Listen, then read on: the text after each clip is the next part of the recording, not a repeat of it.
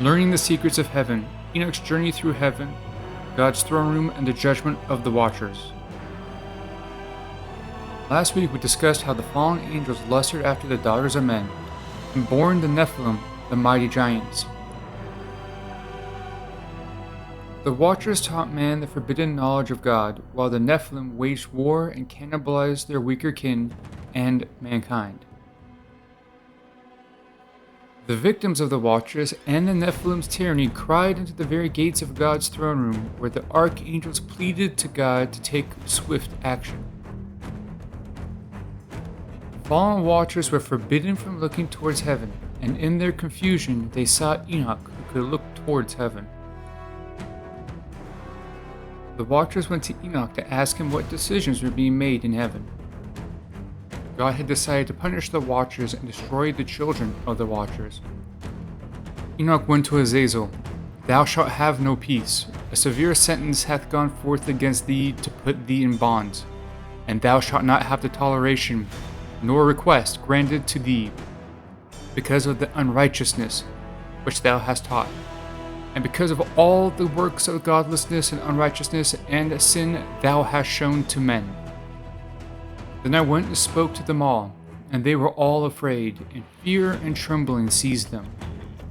The Watchers, learning of their impending punishment, begged Enoch to give God petition of forgiveness.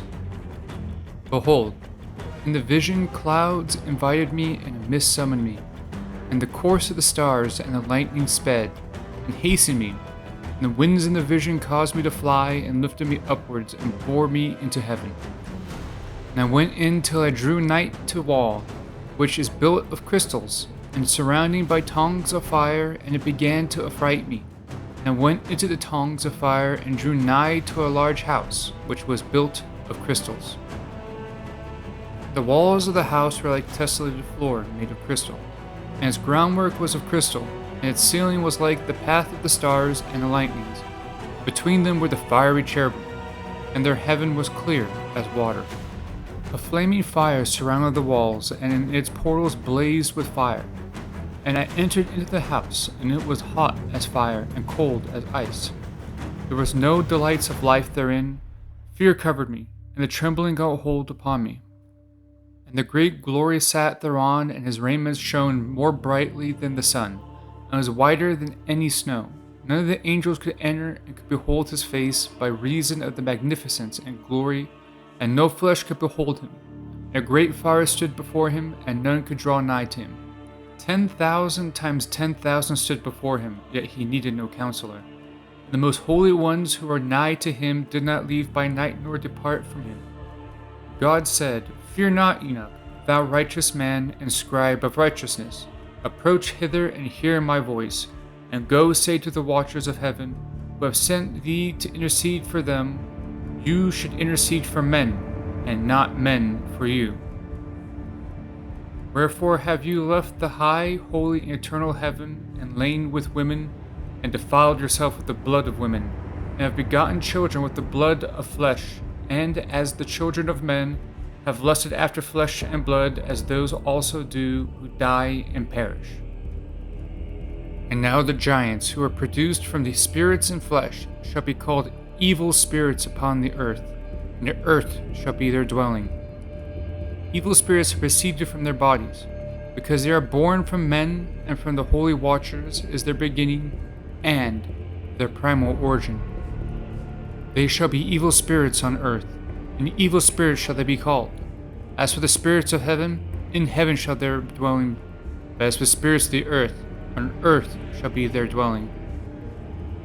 And the spirits of the giants afflict, oppress, destroy, attack, do battle, and work destruction on the earth, and cause trouble. They take no food, but nevertheless hunger and thirst, and cause offense. And these spirits shall rise up against the children of men and against the women, because they have proceeded from them.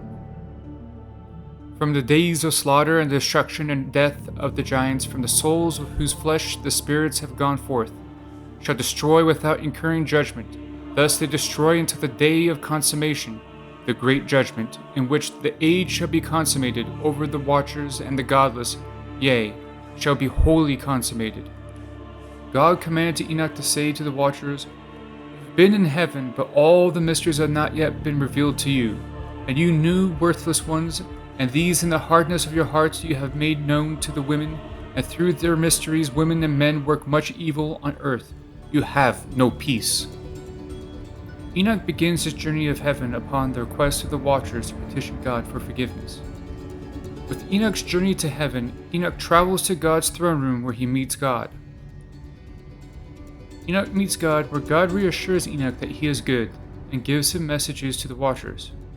One of the most interesting pieces of knowledge that God gives to Enoch and to us is the fate of the giants. We learn of the primitive origin of the spirit of the Nephilim. God gives us an insight as to how the union between humans and angels created foreign souls that did not find its origins in heaven. The primal origins of the giants has profound consequences for the giants, since they will never be able to go to heaven because they are not from heaven. We discover that the giants have become evil spirits, that they are destined to haunt mankind with destruction until the day of great judgment. The distinction between earth-created primal spirits and heavenly originated spirits is unique to the Book of Enoch. As the Book of Enoch states, does the Nephilim still harm mankind today? Does the distinction between a primitive earth-born spirit and a heavenly-born spirit change the earth into something unique? What do you think happened to the Nephilim? Do they walk the earth today? Tell me in the comments below. And for more supernatural history, like and subscribe.